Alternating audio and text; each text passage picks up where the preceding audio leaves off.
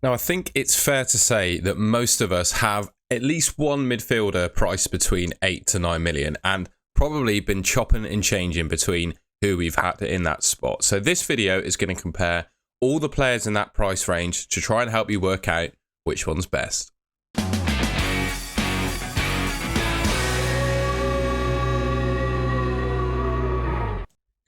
All right, then, just a little bit of info on how this video is going to work. I'm going to compare players on 3 categories. So first of all, we're going to look at their stats from the previous season. So goals, assists, expected goals, expected assists, and then my favourite stat of them all, the expected returns per 90.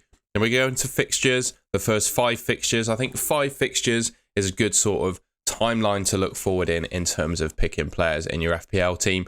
And then I'm going to look at Draft Hound's prediction, or their likelihood, if you like, of 2+ goals being scored by the respective teams. So I like to use that myself as a good, visual as to how easy or difficult the fixtures are.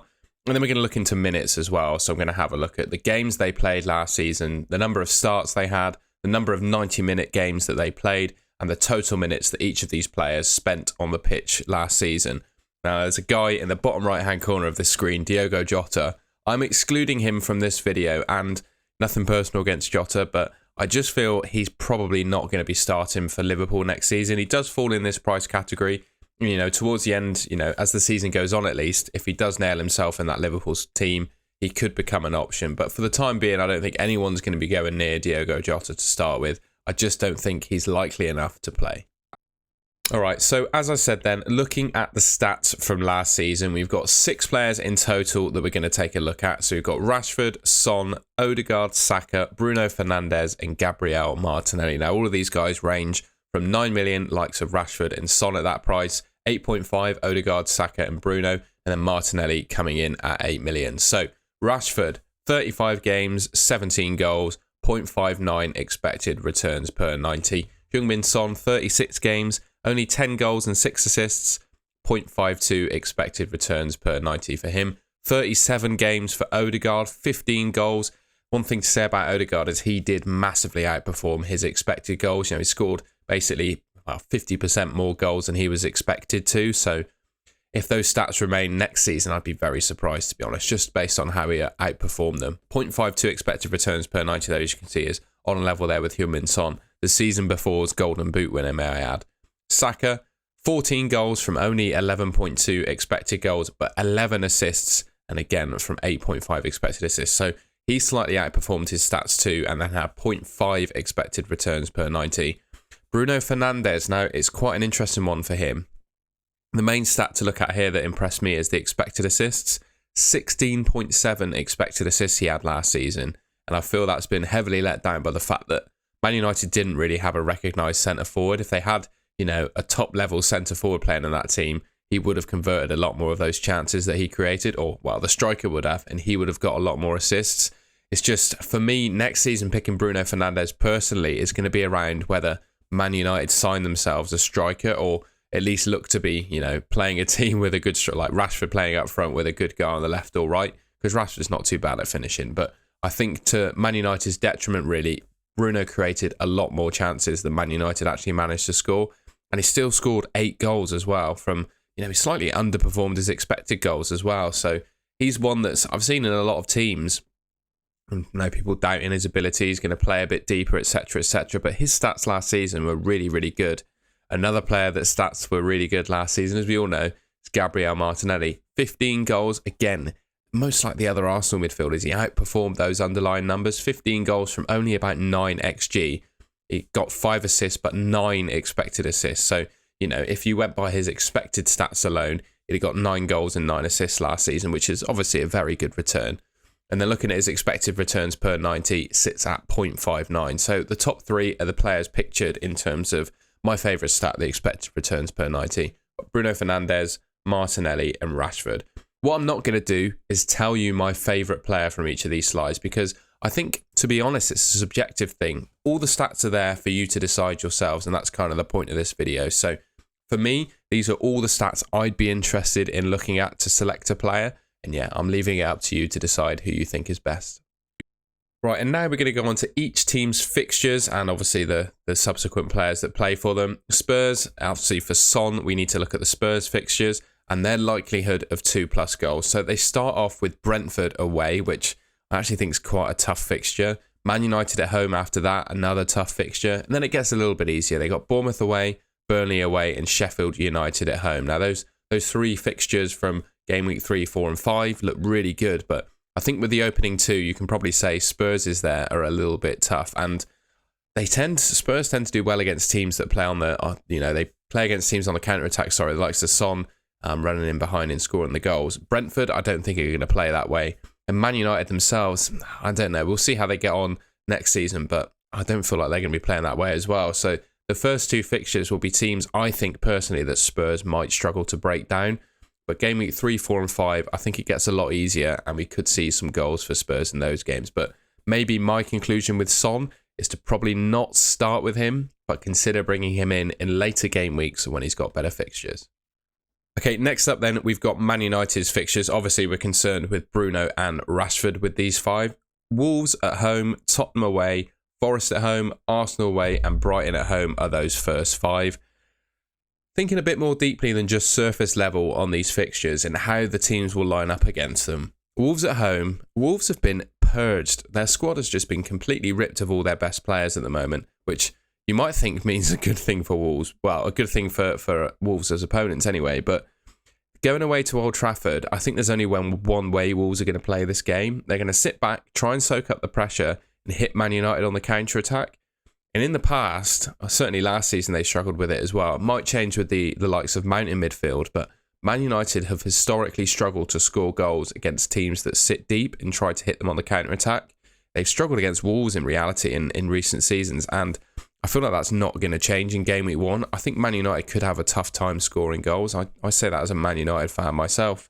And then speaking of teams that sit back and try and hit on the counter-attack, that's certainly how Tottenham played last season. I think it remains to be seen how the new manager gets them set up, and they might try to adopt a more progressive and passing approach. We'll see. But, Tottenham away at Tottenham Stadium, I think that's a tricky game for scoring multiple goals. Forest at home, granted, is probably one of the best fixtures you can ask for. They were pretty woeful defensively last season, and you'd expect multiple goals for United in that one. And then the next two, Arsenal at the Emirates, obviously a very, very tough game. And then Brighton at home. Brighton, historically, a bit of a bogey team for Man United. So on paper, on the surface, you might see those first 5 for Man United as not too bad. But when you think a bit more deeply about how the team's set up and how the games might play out, I think it starts to look a bit tough for them. And last but not least, we've got Arsenal. Now, in my personal opinion, I think they have the strongest start of, the 3 teams that we're looking at here. Forest at home is their first fixture. As I said, when talking about Man United against Forest, I think Forest were one of the weakest teams defensively in the league last season. So they got a good chance of a couple of goals in that one. Crystal Palace, they've improved under Roy Hodgson, but I think Arsenal will be too much for them, and I do think they'll score multiple goals. Those 3 midfielders we talked about could get involved in those. Fulham at home, another good fixture. Man United at home, that's the only really tough one of these 5, to be honest. Draft Handler got it 31% that Arsenal are going to score 2+ goals. Not quite sure it will be that high. I do feel like Arsenal can score in that one. And finally, Everton away is a great fixture compared to how Everton, if you look at how Everton were playing last season, that looks a great fixture. So 4 or 5 for Arsenal there look pretty plum fixtures and a good chance of goals. So for me, if you're looking at the 3 teams that these players belong to, Arsenal have the strongest set of fixtures. All right then, so we've looked at the stats from last season, each of these players' fixtures, and finally we're going to take a look at the minutes. And what I've done is I've gone on a very handy website, fbref.com, which you can find linked in the description. It will tell you all the information about the minutes that each player played during last season. What I've got essentially is the number of games they appeared in, the number of starts they made, a figure from FBref as terms of the amount of 90 minutes that they played. It's quite an interesting figure. I can't actually explain it myself, but I've left it here because I think it could be something that helps you decide who to pick. And then the total number of minutes that they played throughout the season. Between both starts and minutes, I think are the key sort of differentiators between how nailed each of these players are. So looking at Marcus Rashford, he played in 35 games last season, started 32 and played 2,879 minutes. So for me, realistically, the only reason he didn't really start for Man United It's purely because he had a bit of time with an injury during last season. So in terms of my personal view on whether he's nailed, I mean, he's got to be, hasn't he? There's pretty much competition in every of the position in the front line for Man United. But for me, Marcus Rashford is first choice in each of them. He can play on the right, can play through the middle, and can play on the left. And those are the three positions up for grabs at United. And like I said, I think he's first choice in all of them. Similar story with Heung-min Son. Started 33 games, played 2,888 minutes. So he played a very similar amount to Rashford last season. And as we know, as it came out in an interview he did, he was actually struggling with a hernia for a large part of last season, which is why he spent some time on the sidelines. It's a similar story in terms of expected minutes between the two of them for me. Son, he's absolutely nailed in that Spurs team. I know they've signed Maddison and an Israeli attacker, Solomon, isn't it? I don't know how much competition those guys will offer Son, but for the time being, you've got to consider Son as absolutely nailed in that team. Martin Odegaard, he played 37 games, started 37 games, and played 3,127 minutes. The minutes sort of go up as we go through the next three. Club captain of Arsenal, you got to think he's nailed in that team as well. Only consideration is the signing of Kai Havertz. Kai Havertz could well play in Odegaard's position. I would suggest that Odegaard's nailed to start in that team, certainly up until we start getting some European football, with an also expectation that Havertz is going to play a bit deeper and fill in the role that Xhaka was previously playing, which, again, I think just strengthens the likelihood of Odegaard to play. Once the Champions League starts getting mixed in next season, we'll see how nailed he actually is. But to the time being, those first 5 fixtures, which is sort of the time frame that we're looking at, I think he's going to play all of them.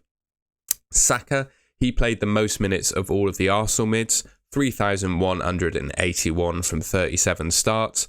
Yeah, for me, thing is with the Arsenal team as well, Havertz, the signing of Havertz is really interesting because, in my opinion, he can play on the left, he can play through the middle as the number 10, and he can play a bit deeper in midfield. But one position that he can't play is Saka's on the right-hand side, and I just don't think Saka has any competition at all in that position. So yeah, I see him as probably the most nailed of the 3 Arsenal midfielders.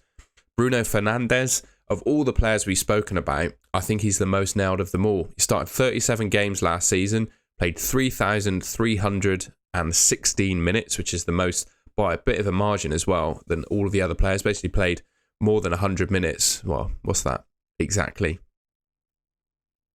About 135 more minutes than Saka did, who's the second most minuted player. So yeah, there's a bit of a gulf there in terms of minutes. Bruno plays every game, even when he's injured, for pretty much 90 minutes. I mean, 36.8 90s from 37 starts is absolutely ridiculous. So if you're looking for a player that's most nailed, it's going to be Bruno.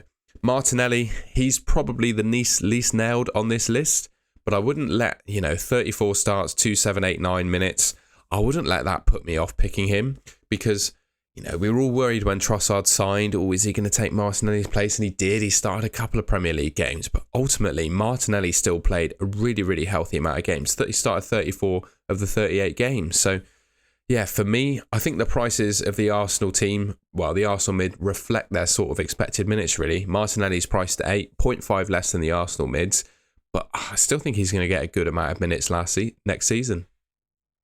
All right, and that's the end of the video. Like I said, I've not come to necessarily any conclusions on some of these. Some of the fixtures, I think it's quite easy to decide, and the minutes as well, it's quite obvious.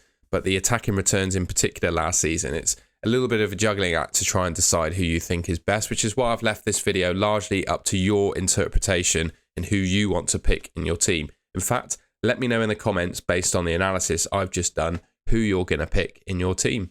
If you enjoyed the video and found it useful, please leave me a like rating and subscribe to the Golden Goal channel, which should be just there. And I'll see you in my next video.